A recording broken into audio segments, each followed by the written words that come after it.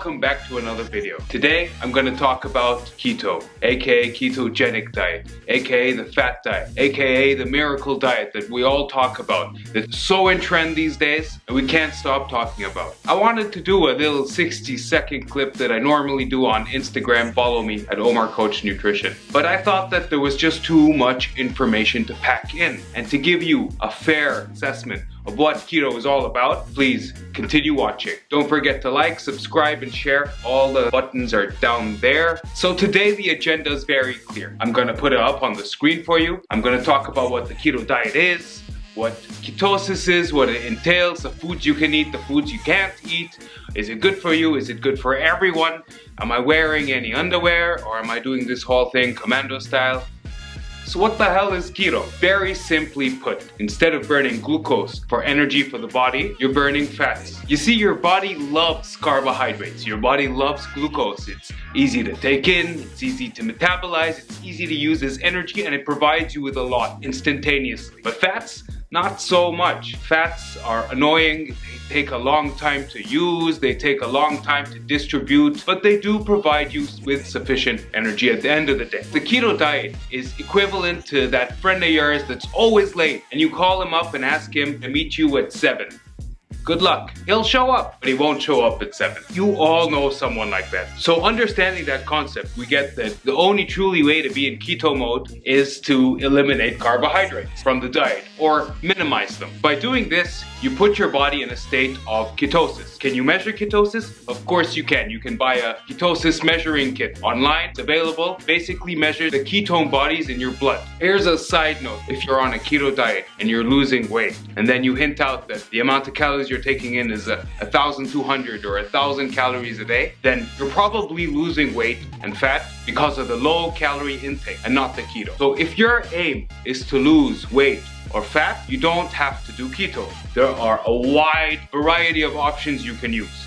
I just want to make it clear that keto is a lifestyle. So when it comes to the keto diet, there are 4 types. We have the standard type, which basically consists of 75% of your diet is fat, 20% is protein, and 5% is carbohydrates. And that ensures that you will be in a state of ketosis. Then you have 3 others. You have the cyclical, which basically means that you do keto for 5 days, and then for 2 days you're on a high carb diet, which kind of breaks the idea of being in ketosis. And then you have targeted, where if you're gonna work out and you need energy instantly, you can have carbohydrates, but that again ruins the idea of being in a state of ketosis. And then you have the high protein one, which basically consists of 60% fat, 35% protein, and 5% carbohydrates, which is acceptable to a point. There are a variety of benefits that come from being in a state of ketosis or following a ketogenic diet.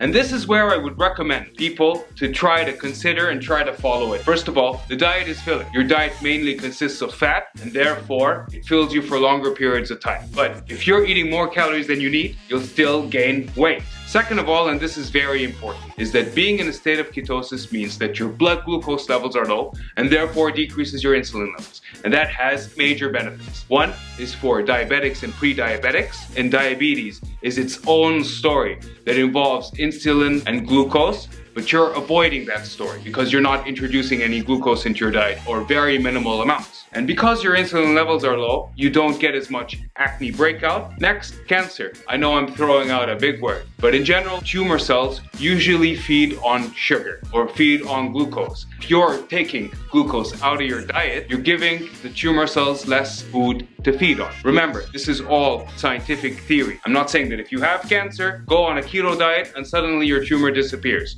That would be very, very shameful of me to say. The main reason why a ketogenic diet was introduced from the very beginning was because it helped children who suffered from epilepsies and convulsions and seizures. So what foods can we eat? That's very simple. You can go for meat, fish, chicken, eggs, butter, cream, oils, nuts, seeds, any low carb vegetables, cheese. I love cheese. What are the types of foods we have to avoid? And this is where we suffer. Anything that contains sugar, grains, wheat, fruit, beans, legumes, root vegetables, sugar-free food, low-fat food, most condiments like ketchup, and most definitely alcohol. Now here's something to consider. When you first start a ketogenic diet, most people go through something called the keto flu. So it's the first couple of days, even a couple of weeks, where you feel low in energy, low in mental energy, low in physical energy. Your exercise routine is terrible. It's because your body is still trying to adjust to using fat as a fuel. But that goes away. Is keto for everyone? Absolutely not. Especially if you're an elite athlete,